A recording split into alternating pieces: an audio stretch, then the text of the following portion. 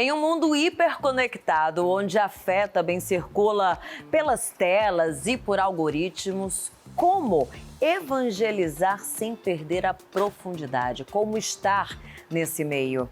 O livro Educomunicação, Formação Pastoral na Cultura Digital, da irmã Helena Corazza, propõe um olhar crítico sobre os desafios de evangelizar nessa era digital. E é sobre isso que o nosso Cultura e Saber vai falar hoje. Por isso eu tô aqui com ela, a irmã Helena Corazza. Seja muito bem-vinda ao nosso programa. Obrigada, uma alegria, uma honra estar aqui com vocês. Irmã, para começar, eu acho que vai ser a dúvida de muita gente. Educomunicação, pelo nome, a gente pode imaginar, mas o que significa? Qual é o conceito? Então, veja, edu é de educação. Comunicação, a palavra inteirinha, né? Então, educar para a comunicação, este é o sentido e, na verdade, essa palavra é um neologismo que vem, é toda uma tradição, digamos assim, em que nós procuramos educar as pessoas para a comunicação, ou seja, desde o tempo do rádio, da televisão apenas e hoje com a internet, nós temos que sempre ajudar as pessoas a compreenderem, sobretudo, o que elas assistem, o que elas veem, o que elas escolhem ver hoje, o que elas compartilham. Então, educomunicação é muito mais do que às vezes a gente ouve falar, letramento digital, está entrando nas escolas, né, hoje no currículo, letramento digital, media education, que é muito dos americanos, internacional, mas educar para a comunicação, além de ensinar a gente não ensina, a gente ajuda as pessoas a descobrirem, né? Porque tudo está dentro, então nós temos que ajudar as pessoas a terem um novo olhar sobre a comunicação, a se sentirem participantes, a dialogar, a ser um sujeito do processo, porque normalmente nós assistimos os profissionais de comunicação, eles que fazem, e eu? Qual é a minha parte? Então, educar, e vem de longe, viu? Vem justamente desse aspecto da pessoa saber e entender e também se pronunciar, participar. Tem a ver também com cidadania tudo isso. A senhora falou dos profissionais de comunicação, nós duas somos, né? A senhora também é jornalista. Somos. Mas hoje em dia, com as telas, todo mundo tem esse poder na mão de comunicar. Isso virou um desafio no sentido de educar, mas também de evangelizar nesse mundo em que todo mundo compartilha tudo? É um desafio muito grande, seja para o nosso meio de informação, o jornalismo, a desinformação que está solta aí, vamos falar dela primeiro, porque o polo do emissor está liberado, né? Então, qualquer um que tem acesso se arroga ao direito, né, de dizer o que quiser, isso no campo da cultura, da comunicação, da política, da economia, sei lá o quê, e também da religião, tem muito isso. Por isso que nós temos muito forte essa educação para a comunicação, tanto que esse livro ele sistematiza todo um trabalho que a gente tem de formação de lideranças no campo da comunicação. Às vezes pessoas de outras áreas que estudam, a gente tem um curso de pós-graduação, feito nas férias, em que nós trabalhamos de forma teórica e prática. Refletir, saber se apropriar do conhecimento, saber produzir e, ao mesmo tempo, conviver. Porque hoje, também um desafio, além da informação solta, é a humanização, né? Porque a tecnologia não vai resolver o problema das pessoas, né? Ela é uma mediação sempre. A comunicação também faz parte da nossa cidadania, né? A gente tem esse direito de comunicar, mas também precisa da educação para comunicar da forma mais certa, mais clara, né? Quais são, pelo menos esse é o meu entendimento, quais são os princípios, os conceitos básicos da educomunicação que a senhora traz nesse livro voltados para pastoral, para religião? Então, porque essa experiência da educomunicação, talvez a gente não disse ainda, quando você fala educação, você já pensa na escola formal, né?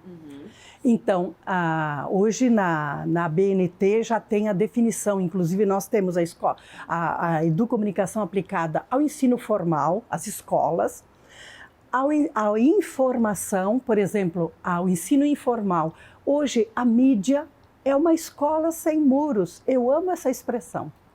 É uma escola sem muros, porque enquanto alguém vai nos escutar, vai pensar sobre isso e vai elaborar. Então, nesse sentido, ela é aberta e é aplicável às várias formas de ensino. Nós não aprendemos só, aliás, a escola tem que se reformular também para ela dar conta hoje das mudanças. Mas as características principais, o ser humano enquanto sujeito do processo de comunicação. Não é assim como no modelo tradicional, eu falo, você escuta. Não. Você me escuta, mas você interage, você elabora, você concorda com algumas coisas, você reformula outras. Então, para o ser humano sujeito do processo... O elaborar da opinião, né? Exatamente, do conhecimento, o diálogo, a escuta. Então, nunca é de um lado só. A verdade, nós aprendemos, né? Uma notícia tem que ter pelo menos 3 lados, né? Então, nunca é um lado só, porque aí é só opinião, né? Depois... a questão coletiva, por exemplo, o trabalhar juntos. Hoje é uma sociedade que nos leva ao individualismo, né? Quase que, mas tudo nos leva a isso, inclusive as tecnologias, uma série de coisas. O meu notebook, o meu personal computer, começou assim, o meu iPhone, e aí se alguém mexer, porque a gente já percebe se alguém mexeu. Porque também, enquanto a gente está aqui um com o outro, a gente socializa muito pelo celular, claro, hoje em dia, e deixa de socializar aqui, né, em pessoa. Deixa eu olhar no olho. Exato. Né? E também, por exemplo, a intervenção, por exemplo, a pessoa, ela tem que ser alguém que também na sociedade atua.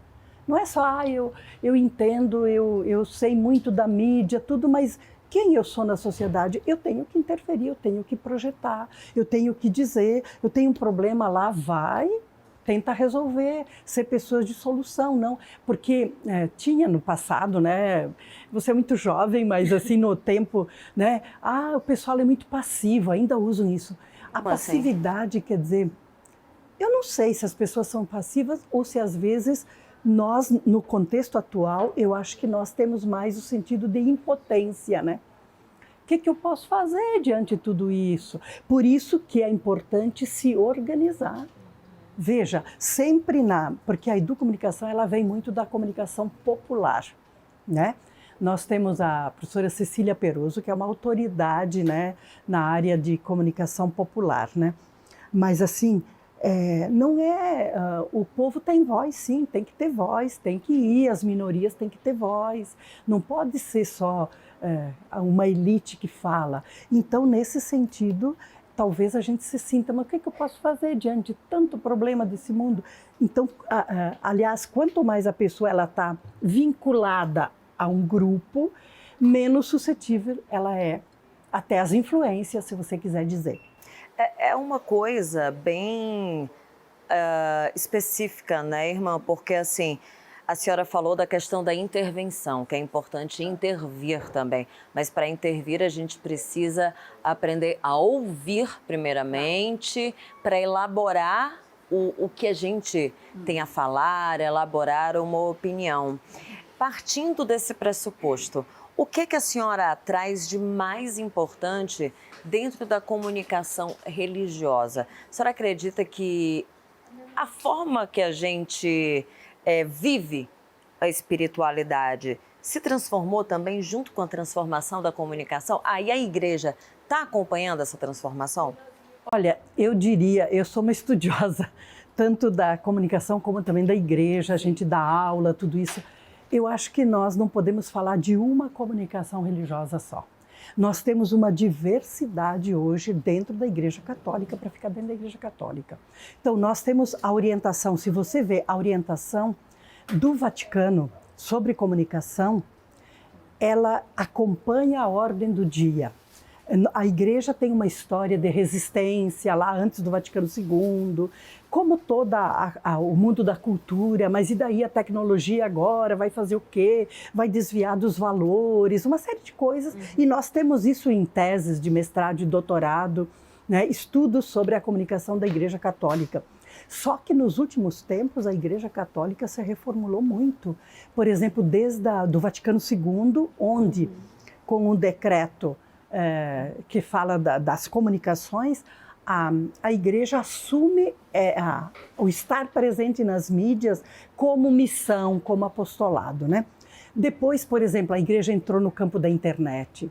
O último documento que a gente tem ali é sobre a questão de como estar nas redes sociais. A última mensagem do Papa, agora, a primeira do Papa Leão XIV, é também sobre a inteligência artificial.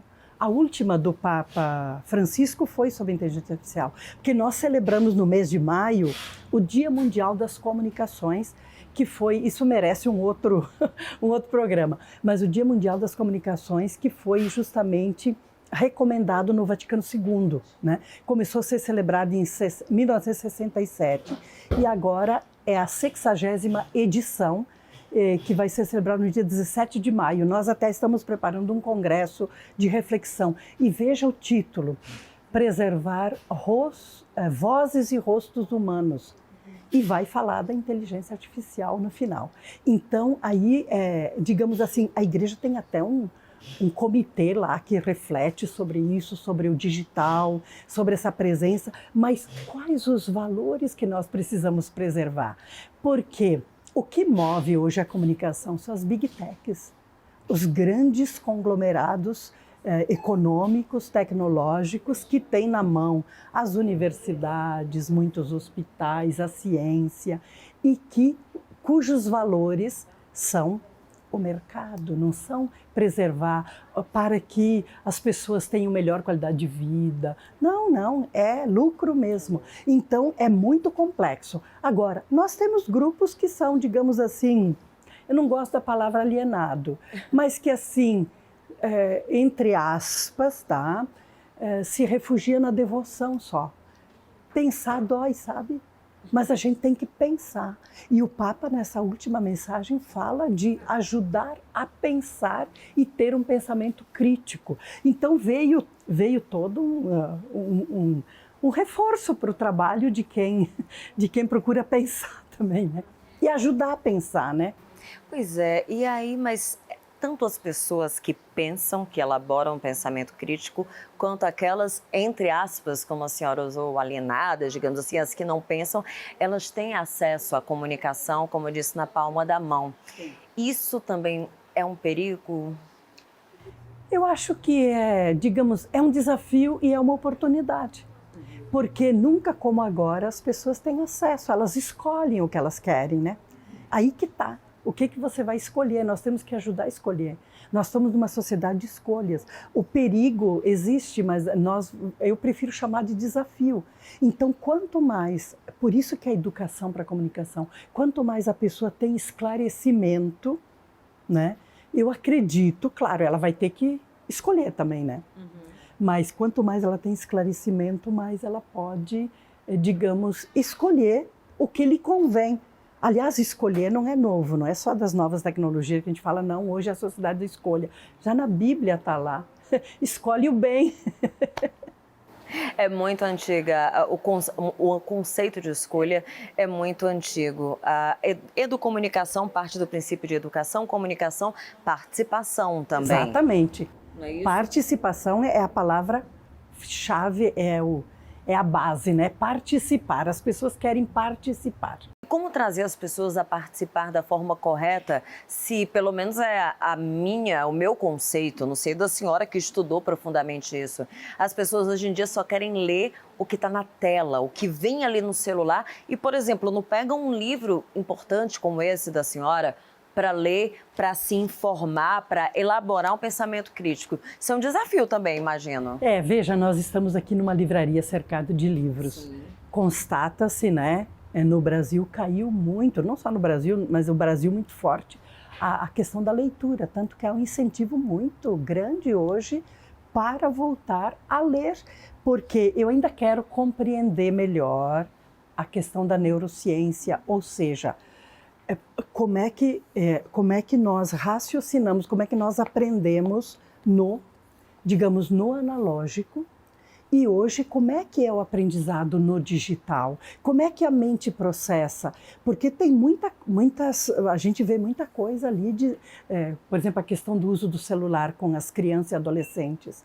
Hoje eu vejo muita coisa, mas eu quero aprofundar mais para compreender. Uma vez escutei o Pierre Levy, que foi um dos primeiros que estudou a questão do digital, que perguntaram sobre isso. Ele disse, olha, a gente sabe até aqui, nós temos que estudar para ver como vem depois, como é que é o aprendizado depois das crianças. Mas tem muitos processos hoje que inibem a reflexão, inibem o desenvolvimento do cérebro. Que processos seriam esses? Então, precisa compreender. Precisa compreender certos mecanismos da própria tecnologia, né? Isso eu vejo por aí. Por isso que eu disse que o próximo estudo que eu quero fazer é de neurociência, para compreender melhor isso. Já um spoiler do próximo livro. Mas, se Deus quiser. Não dá para tratar a tecnologia também como uma vilã, né? Não. Ela tem que se tornar uma aliada. Ok que as pessoas estão lendo menos livros físicos, mas como tornar essas telas aliadas, de fato, na elaboração de pensamento crítico e na leitura mesmo? Hoje nós migramos no suporte, né? O suporte físico, né? Ele está, digamos, não é mais hegemônico, mas lê-se muito no digital. Hoje você tem os e-books, a gente tem o audiolivro, nós gostamos muito de escutar, às vezes, né? Não sei, quando a gente trabalha assim, a imagem até pode não ser perfeita, mas o áudio tem que ser perfeito, né? Então hoje nós temos suportes. Agora isso se reflete muito, não sei se eu às vezes escrevo pequenos artigos para portal, a gente tem um portal. Tem que ser curtinho, não pode ser muito comprido, viu? Porque o pessoal não lê. Porque passou de 1 minuto e meio, as pessoas já perdem a capacidade de prestar atenção, né? Como educar? Por exemplo, eu dou aula para alunos de teologia, do primeiro ano de teologia, quando eles começam. Eu dou educação para a comunicação. E a gente trabalha, e aí o nosso empenho tem que ler. Né? E onde a gente trabalha aqui no Instituto são multicultural. Então tem brasileiros dos vários estados do Brasil, tem africanos, asiáticos, latino-americanos. Então a dificuldade, mas tem que ler. A gente tem que educar para ler. E também a questão do escrever.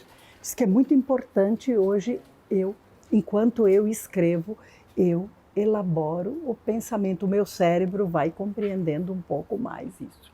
A senhora falou dos e-books, mas eu acho que eu falei também da questão que não pode ser vilã, essa questão dos vídeos curtos, dos textos curtos, porque quem migrou para o e-book gosta de ler um livro. E aquelas pessoas que não dá para... É isso. Tem uma vilania aí nessa conexão, nessa relação? Eu acho que a palavra vilã não... A tecnologia é sempre uma mediação, né? E nós vamos mudando os nossos hábitos. Veja só, uma criança que nunca vê o pai ou a mãe com um livro na mão, mas só o que ela vai aprender? Nós vamos pela imitação, muito. É o exemplo. Ou então na escola, a biblioteca digital, mas aí falta o tátil, sabe? Hoje eu tenho que tocar também alguma coisa. Eu acho que a gente tem mais perguntas hoje do que respostas, né? Agora, aqui eu sistematizei um trabalho por meio de monografias. Talvez a gente possa falar depois de um trabalho de pós-graduação com palavras-chave, né, de jovens e adultos, né, para ver como eles pensam e também outra questão da educomunicação é a interdisciplinaridade. Por exemplo, eu trabalho comunicação e saúde, comunicação e rádio, comunicação e propaganda, comunicação e meio ambiente, comunicação e arte. Então, é multidisciplinar, quer dizer, porque a comunicação, ela é transversal na sociedade. Às vezes o pessoal diz, porque eu nunca estudei comunicação. Você é comunicação, nós somos comunicação, né? Nós nos relacionamos dessa forma. Nós somos seres sociais que precisamos de comunicação, né, para a gente viver em sociedade. Bom, mas daqui a pouco a senhora vai falar então dessas palavras-chave. A gente vai continuar depois do intervalo a conversar com a irmã Helena Corazza, esse papo que está tão gostoso aqui. Então fica com a gente, eu volto já.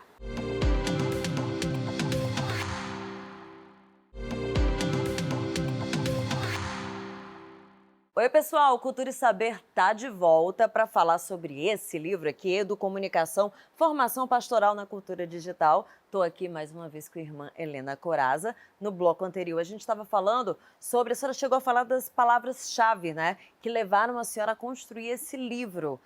Como essas palavras-chave foram importantes e que palavras-chave? Então, eu trabalhei todo o conceito de comunicação, educomunicação, e depois, porque isso aqui, na verdade, foi a minha tese de doutorado na USP, né, na Escola de Comunicações e Artes da USP. Que a senhora já é pós-doutora, inclusive. Agora eu já fiz. Outro programa eu conto a outra pesquisa. Obrigada. Mas, então, a gente tem que sempre examinar. Então, eu peguei 10 anos nesse curso de pós-graduação que a gente tem nas férias aqui no Serviço Pastoral da Comunicação, sempre conveniado com uma universidade.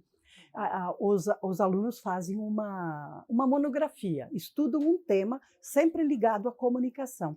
E eu peguei 10 anos, a gente tem que mensurar, né? 10 anos, quais eram as palavras-chave dos temas deles, né?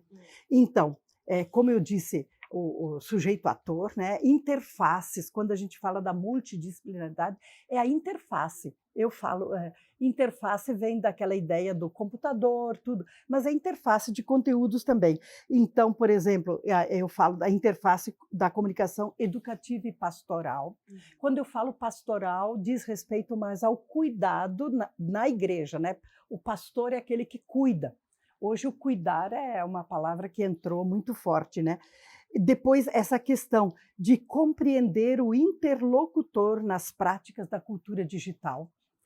Quando a gente fala prática, é exatamente como acontecem as coisas, o que se faz, né? E o ser humano, a gente dizia no passado, destinatário. Destinatário não, você é minha interlocutora. Como você que nos acompanha é nosso interlocutor. Você vai dizer, isso aí eu não estou de acordo, isso eu penso diferente, ótimo, é ótimo pensar diferente. Então, a apropriação das tecnologias, né? Por exemplo, como a gente trabalha com pessoas jovens e adultos de outras áreas do conhecimento, a gente tem profissionais de comunicação, às vezes, que trabalham nas dioceses, nas paróquias, ou em algum meio de comunicação católico, ou até nós temos também de outras religiões, porque o curso é aberto, né? Ele é católico, mas ele é aberto. Então, são pessoas que têm formação, filosofia, teologia. Teve até uma odontóloga que veio, uma dentista. Como ela tinha programa de rádio, ela veio fazer. Então, nunca esqueço. Então, essa apropriação que as pessoas têm que ter. Quando a gente faz jornalismo, a gente aprende tudo da nossa época. Eu fiz jornalismo no tempo da máquina de escrever. Nossa! E nem por isso a gente fez no Rio de Janeiro, né? E nem por isso a gente deixou de aprender a pensar e a fazer, né? Eu nunca esqueço quando nós fizemos exercício, estou aqui fazendo uma digressão, quando nós fizemos exercício de entrevista coletiva, né? Aí o professor disse assim, olha, eu vou chamar aqui uma entrevistada, se tiver uma matéria boa, eu vou publicar no jornal Laboratório, né? Eu tenho guardado até hoje. E aí foi uma radialista. Nunca esqueço a Milena Ciribelli, ela apresentava na Manchete da época do Rio de Janeiro. Sei quem apresentou esporte. Exatamente, esporte. E ela foi a primeira mulher a apresentar rock and roll na rádio, numa rádio de Niterói, né? E eu coloquei na minha matéria Mulher Conquista as FMs, trabalhando na de rádio, quando eu vi minha matéria publicada lá, né? Então, veja, o foco, né, de como você se apropria da tecnologia. Análise, então, eles também fazem análise da comunicação no interior da igreja. Por exemplo, muitos pegam, como é que é a homilia do padre lá? Faz um estudo. Como é que é o acolhimento nas igrejas? Faz a monografia. Então, é uma leitura crítica, uma autocrítica, né? Ou então, como é que é o jornal? Como é que é a nossa pastoral da comunicação? Como é que ela funciona ou não funciona? Eu achei interessante falar sobre essa experiência aí da senhora, que, bom, eu não vivi, né, eu estudei comunicação, mas não vivi, né, a época da máquina de escrever. Sim. Aquela época também não tinha smartphone, não tinha pesquisas à palma da mão. Como é que você pesquisava? Aí a gente pesquisava nos livros, nos jornais. Era a única forma, né? Era a única forma, na biblioteca, nos livros, nos jornais, prestava atenção, construía. Eu fiz, na minha juventude, fiz curso de datilografia, a gente tinha que saber datilografar. Escrevi muito na nossa revista Família Cristã, datilografando. E tudo em laudas, né? A gente fiz muito programa de rádio nas Paulinas, hoje está na web rádio, está lá no Spotify, mas no tempo eram laudas. Né? Então eu cronometrava os meus 3 minutos, é assim, nenhum a mais, nenhum a menos. Mas é uma experiência interessante, quer dizer, você aprende, erros você não pode ter. A gente não tinha computador, eu tinha uma IBM eletrônica, que então saía a lauda inteira. Eu distribuía para as rádios. Mas era antes do computador, tudo antes do computador. As pessoas tinham menos preguiça de pensar? Então, nós seres humanos, nós vamos nos acomodando, né? Isso aqui, para que eu vou fazer aquele esforço se eu posso fazer com menos? E a tecnologia hoje, né, nós estamos até no imaterial. Por isso que a gente precisa depois compensar com outras coisas, fazer exercício, fazer mais caminhadas, uma série de coisas, até para a saúde mental. Veja a automação. O nosso metrô de São Paulo. O pessoal não gosta muito de comprar lá o bilhete, prefere ir lá no guichê, porque eu vejo alguém. Então, nós temos necessidade dessa presença humana. Então, uma coisa tem que compensar a outra. Irmã, partindo de tudo isso que a gente está conversando, como é que a gente consegue, a igreja principalmente, tocar o outro através das telas? A senhora, inclusive, tem uma história muito bonita para contar, né, da questão da avó que abraçou o netinho. Isso eu vi num filme, né? No filme. É um filme que para mostrar como Deus me ama. Porque como que a criança vai sentir como Deus me ama? Não tem abstração. A criança é concreta, como nós também. Deixa eu sentir aqui. Nós mais gostamos até do cheiro do livro, né? Então do cheiro. Eu penso, eu descobri trabalhando, estudando a comunicação audiovisual. Porque nós tivemos 2 seminários aqui, depois eu fui na França para um intercâmbio com o pessoal lá em Lyon, né? E aí chegou um dia que era para a gente definir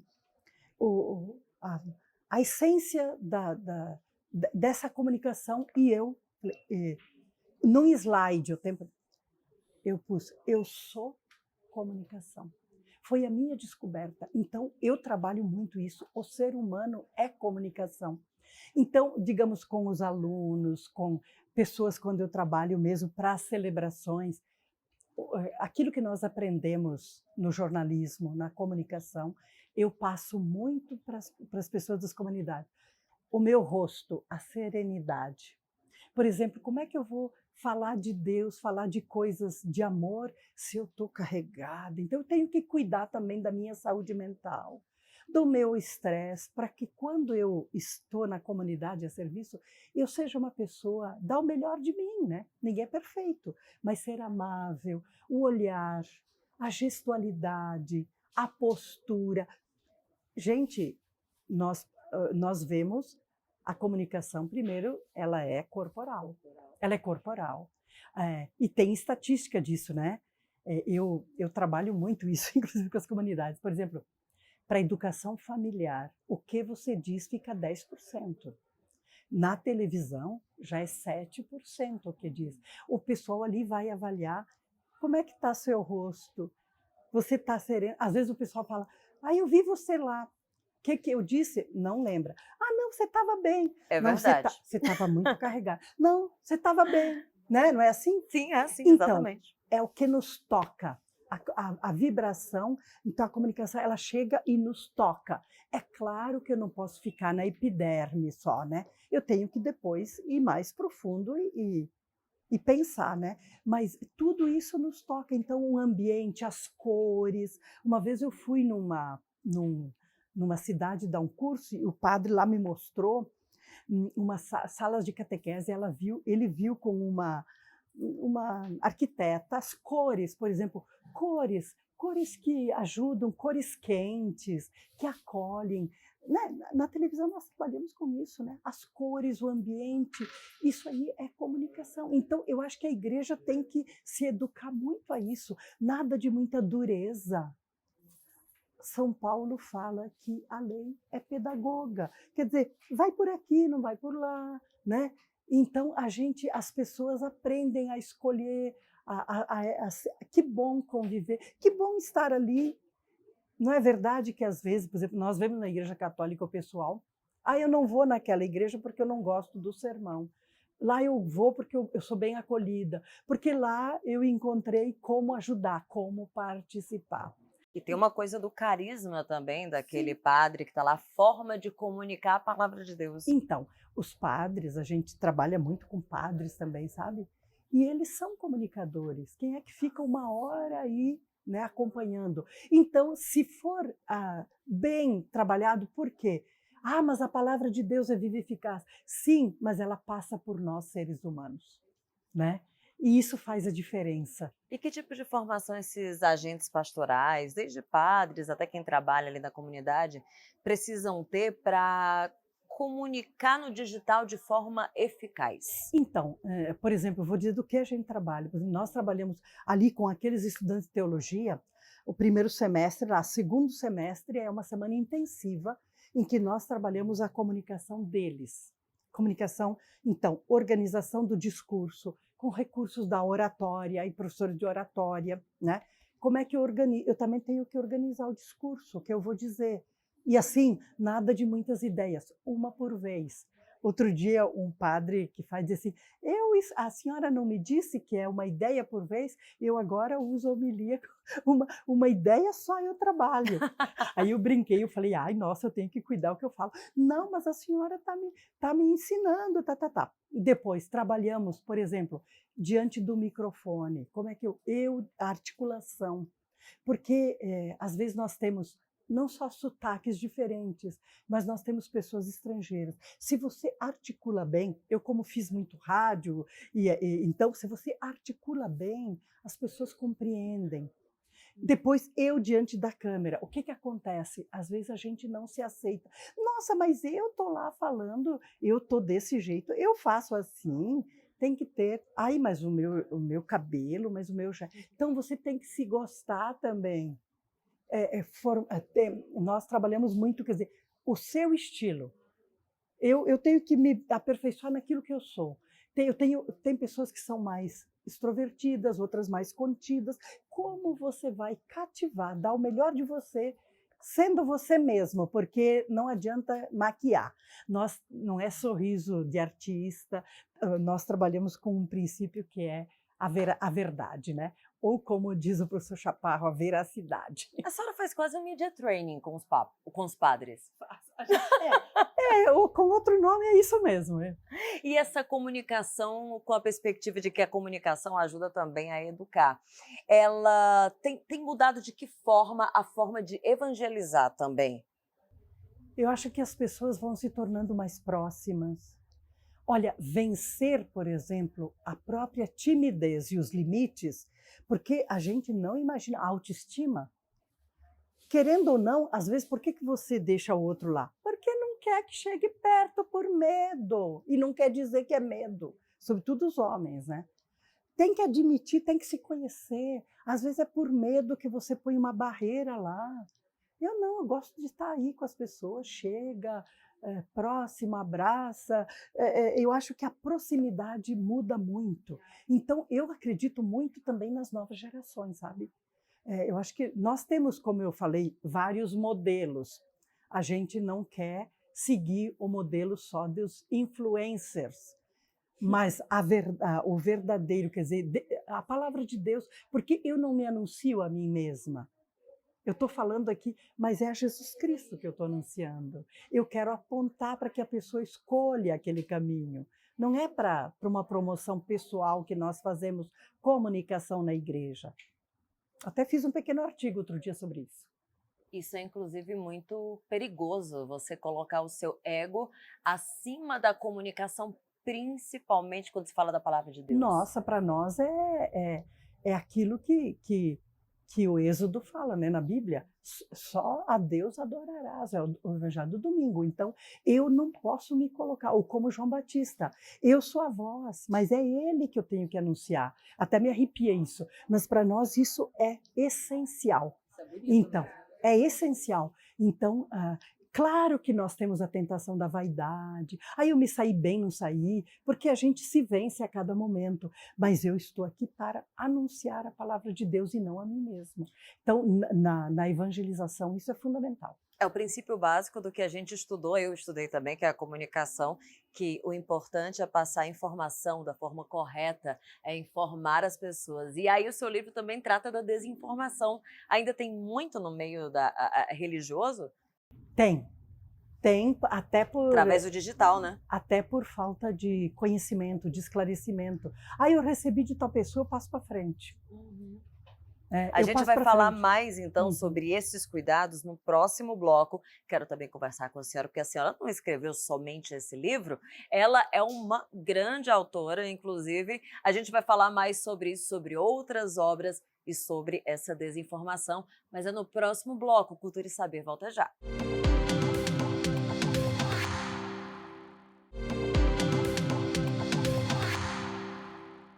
O Cultura e Saber está de volta com a irmã Helena Corazza, que escreveu esse livro, Educomunicação, Formação Pastoral na Cultura Digital. Esse aqui fez parte do doutorado dela, mas ela já é pós-doutora e não escreveu só esse livro não, gente. Tem vários livros aqui, olha aí, tudo escrito pela irmã Helena Corazza. Mas a senhora também, além de livros, tem artigos publicados em outros livros. O que a senhora trouxe de mais importante que a senhora gostaria de ressaltar? Aqui é um deles, né? Porque eu também faço parte de grupos de pesquisa, né? Então a gente sempre participa de congressos e faz aqueles artigos. Mas este aqui, completando a ideia da educomunicação, na educomunicação a gente também ensina as pessoas a usarem a tecnologia. Mas, digamos assim, educomunicação não é que precise ter tecnologia. Por isso que eu fiz um artigo aqui, o ser humano educomunicativo, um estilo. Porque é um modo de ser. Por exemplo, esse modo de ser próximo, participativo, uma pessoa que escuta o outro, uma pessoa que quer ajudar o outro a crescer. Porque o que é educar? É tirar de dentro, é ajudar a pessoa a desabrochar na sua potencialidade, né? Então eu fiz esse artigo que eu queria só comentar, ele está num livro que, na verdade, esse aqui foi objeto de um Humano na Dinâmica da Comunicação, organizado... Humano na Dinâmica da Comunicação. Nós fizemos um seminário, ainda no tempo da pandemia, trabalhando o humano, justamente isso que hoje é um filão que a igreja procura resgatar muito forte. Nós estamos dentro da tecnologia, você vê a comunicação do Vaticano, ela está toda interligada. Eu até estive em outubro lá, para um congresso nosso, uma grande assembleia das irmãs, passando, e eu fui na Rádio Vaticano, a gente conhece o pessoal do programa brasileiro lá. Eles têm tudo muito interligado, muito conectado, mas sempre os princípios do ser humano. Então, sobre os Papas da Comunicação, eu falei, acho que no primeiro bloco, sobre o Dia Mundial das Comunicações, né? Sim. Então, o Dia Mundial foi... Em maio, não é isso? Vai ser em maio. Costuma ser em maio, que é na solenidade da Ascensão do Senhor, depois da Páscoa, aí Jesus vai para o céu e deixa a mensagem, né? Vão vocês agora evangelizar. Comunica. Eu vou, mas eu mando o Espírito Santo e vocês vão e anunciam o Evangelho a todos. Né? Aqui, Paulinas tem essa missão do anúncio do Evangelho, de Jesus Cristo. Por isso que nós somos irmãs comunicadoras do Evangelho. Então, a gente, um dado momento, fala assim, nossa, como nós estudamos documentos da igreja, o último tinha sido do Papa São João Paulo II em 2005, rápido desenvolvimento. Agora, em 2023, é que saiu um sobre a internet, mas digamos, foi um tempão. Aí eu disse um dia para essa minha colega, irmã Joana, escuta, mas a igreja está enviando mensagem todo ano. Todo ano o Papa manda uma mensagem sobre a comunicação. Vamos reunir isso. Está tudo no site do Vaticano também. Aí a gente fez um estudo, pegando, né, desde o Vaticano II, o Concílio Vaticano II, de 62 e 65, e foi um divisor de águas na Igreja Católica, né?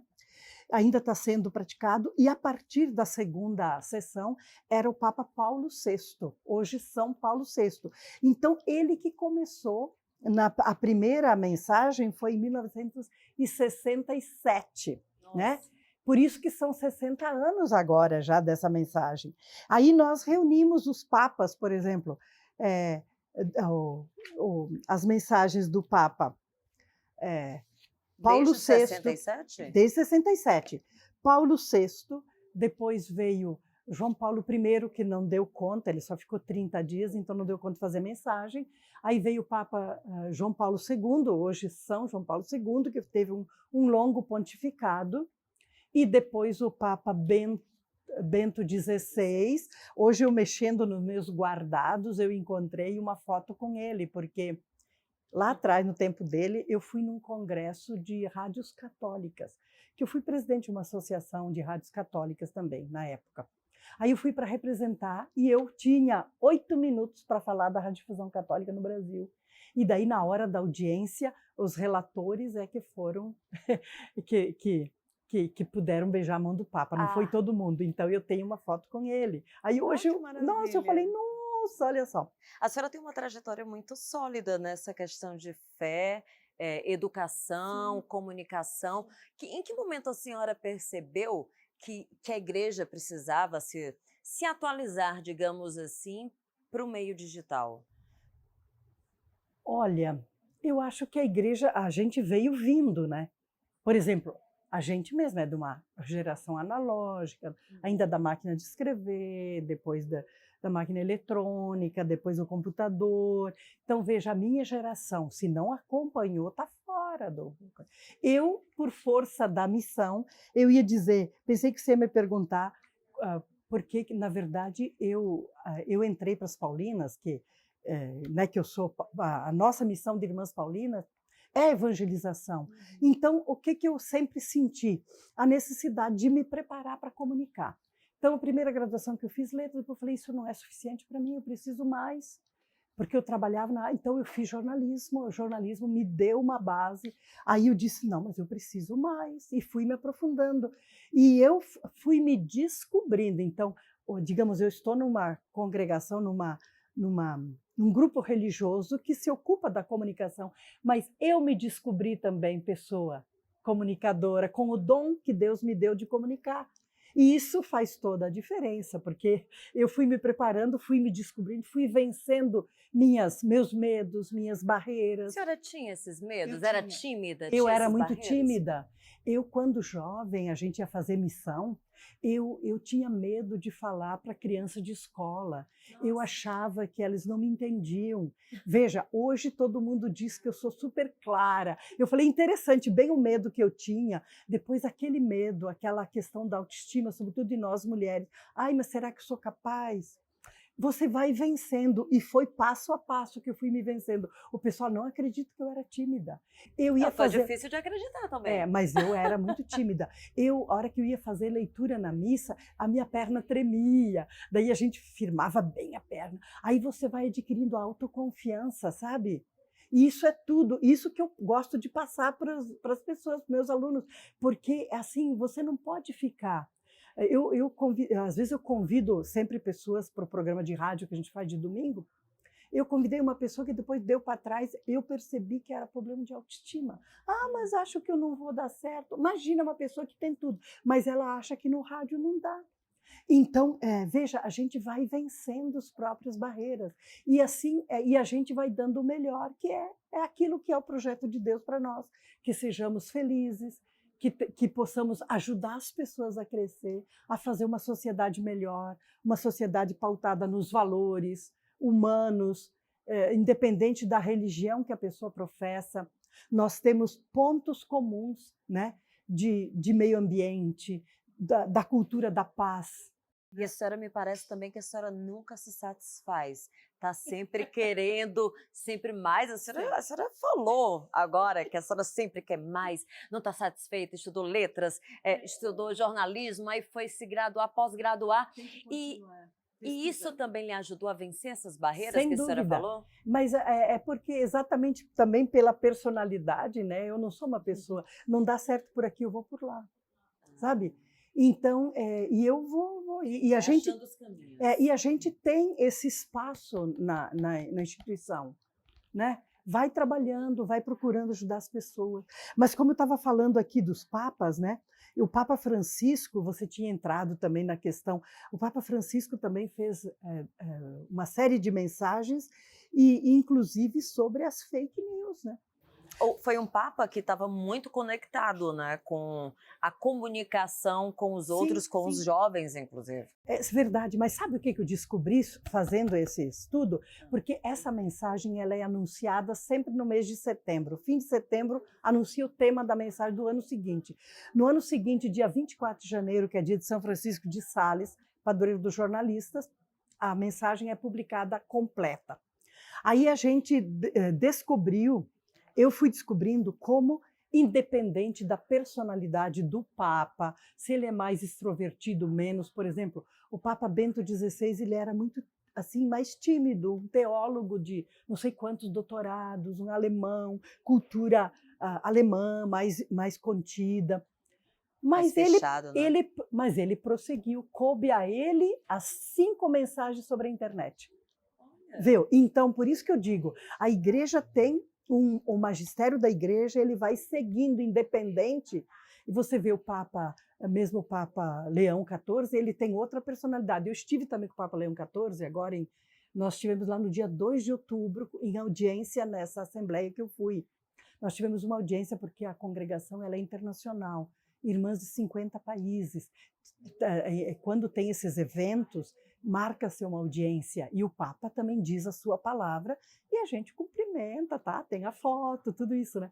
Então, mas o Papa, na cultura dele, na experiência dele, se você acompanha os discursos, ele está em cima do momento, chamando a humanidade para os valores. Então eu vejo uma continuidade. Às vezes, é claro que o Papa Francisco era mais latino-americano, chegava mais na gente, né? De cultura italiana também, mas a gente tem que ultrapassar um pouco essa questão da aparência, né? do primeiro olhar. Quer dizer, o primeiro olhar ele dá sim um retrato, mas a gente precisa ir mais a fundo. Então, aqui é um estudo que nós fizemos sobre isso e foi muito enriquecedor, muito bom. A senhora me parece, a senhora fala com um brilho nos olhos, incrível, um sorrisão no rosto.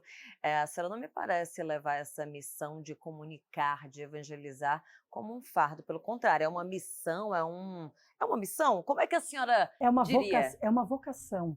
Então, é uma vocação. Nós fazemos todo um tempo de formação, sentimos o chamado de Deus, levamos adiante, nos testamos para ver se é o meu caminho, se não é.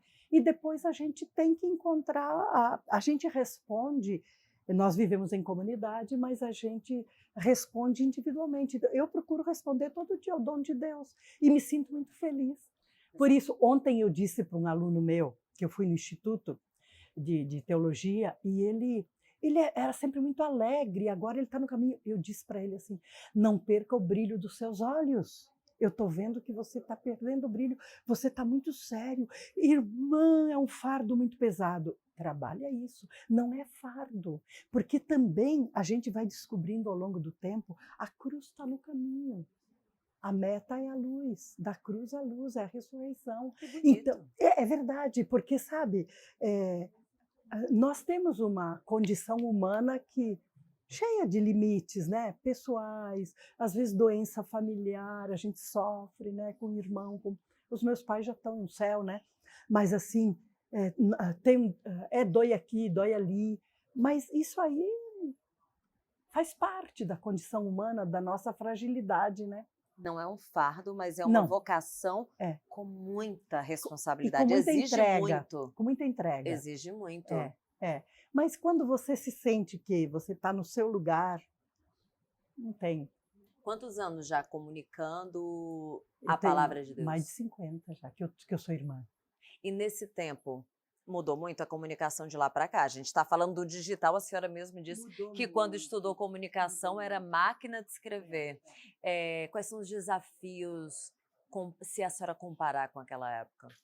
Olha, eu acho que é desafio, até eu pesquisei isso para o meu, né? A senhora pesquisou tudo? Não. Isso é maravilhoso, Sabe o quê? muito estudo, né? Eu aprendi a não afirmar sem verificar, sabe? Então, assim, uma das coisas que precisa hoje é a profundidade, é ajudar as pessoas a voltar à sua interioridade, porque tudo nos leva para fora. Para Para superficialidade. E a selfie até dizem, né, que o nosso celular, né, quando eu faço assim, a foto assim é o nós. Quando eu faço assim, é o eu. Então, horizontal, vertical. Exatamente. Porque pro Instagram tem que ser vertical. Vertical, exatamente. Então, tudo nos leva a... É importante eu aparecer bem. Né? Então, a interioridade, a profundidade, ajudar a pensar, ajudar a encontrar o seu lugar e nós também estarmos muito abertos à novidade do jovem, da criança, a compreender essa geração digital. Nós temos que compreender. Eu me sinto eterna aprendiz, a bem da verdade. Eu estou sempre aprendendo, cada vez eu vejo que eu sei menos. A senhora já é pós-doutora, a senhora tem ainda algum desafio que a senhora quer passar, que a senhora quer transpor uma barreira dentro da comunicação? Não, eu quero aprender, como eu disse antes, sobre neurociência. Ah, verdade. Como é que o cérebro processa o conhecimento agora na era digital. Isso eu quero entender um pouco mais. E existem pós-graduações sobre isso, eu preciso só de um pouco de fôlego, porque eu tenho que atualizar alguns livros, preciso escrever alguns ainda. A senhora tem quantos livros? Já mais de 10? 10? Mais de 10, eu acho. Tem um, Acolher é Comunicar, que preciso reescrever. Uhum. Tem um das homilias que eu fiz com outro padre, que eu estou também reescrevendo. Tem um outro novo que eu quero escrever sobre a comunicação nas pastorais e entre as pastorais, porque veja, na igreja nós temos pastoral da comunicação, mas a gente precisa trabalhar a comunicação entre todas as pessoas, né? A articulação, a bem-querença, porque a tendência do poder, de fazer grupinho, é muito grande, né? Então, eu tenho também 2 mais devocionais, um sobre São José, 10 dias com São José, e outro que é sobre os Mistérios do Rosário, que são livros menores. Tem um da Paróquia em Comum, tem vários. Muitos. Tem aquele meu... Comunicação e Relações de Gênero em Práticas Radiofônicas. Esse não está mais em catálogo, eu só tenho alguns exemplares que estou para pesquisa, coisa assim. E tem spoiler do próximo livro? Precisa ver qual vai ser o próximo. O próximo vai ser o protagonismo e pioneirismo da mulher na comunicação religiosa, que é a minha pesquisa do pós-doc. Então a senhora está se estudando também. Como? Estou brincando, Sim. que a senhora está estudando a si mesma dentro da comunicação. O pós-doutorado senhora... é uma pesquisa que você escolhe fazer e tem que ser aprovado pela comissão de pesquisa da universidade, né? E você tem que ter uma orientação de um professor ou de uma professora da universidade. Então, eu escolhi justamente estudar esta congregação que eu faço parte. Então, protagonismo e pioneirismo da comunicação da mulher na comunicação religiosa, do impresso ao digital, de 1931, quando elas chegaram aqui no Brasil, a 2025. Nossa, é muito estudo. Dá outro programa. Se a senhora pudesse deixar uma mensagem para líderes religiosos, educadores, pessoas que trabalham com comunicar, né, da religião, qual a mensagem que a senhora deixaria, pensando no ponto de vista que tem muita gente que ainda tem essa barreira, ainda tem, né, um certo problema com a comunicação digital?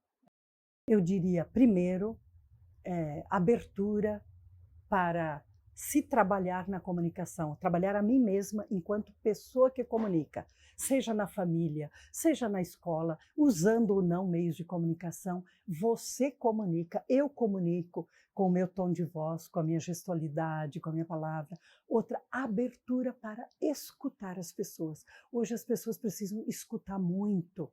e acompanhar a geração digital. Os pais acompanhar os filhos, dialogar, escutar, orientar, não deixar, porque às vezes os pais transferem autoridade. Como a criança, o jovem sabe mais do que eu de máquina, de como mexer, então ele sabe mais de tecnologia, mas a autoridade, os valores são seus, de pai, de mãe, de professor, de educador, de líder religioso que seja, de ser humano, de qualquer, independente da denominação religiosa, eu acho que nós temos que primar também pelo humano, pelo lado humano, e não canse de olhar nos olhos e de parar e escutar. Foi um prazer, então, olhar nos seus olhos aqui, e a senhora falou de abertura para ouvir, foi um prazer lhe ouvir. Eu aprendi muito aqui hoje, a senhora sabe comunicar muito bem o que a senhora Muito estuda. obrigada. Afinal, estudos de comunicação, né? A recíproca é verdadeira. Um prazer estar com você e com seus telespectadores e internautas. E vamos depois poder divulgar, né, quando vai ao ar. Claro, aqui é comunicação horizontal, então é para todos. Aprendi isso com a senhora hoje. Obrigada. Eu conversei aqui com a irmã Helena Corazza, que escreveu esse livro, Educomunicação, Formação Pastoral na Cultura Digital. Este, entre tantos outros livros, foi um prazer e obrigada também pela sua companhia. O Cultura e Saber de hoje vai ficando por aqui, mas fica ligado na programação da TV Alesp, que tem muito mais por aí. Tchau!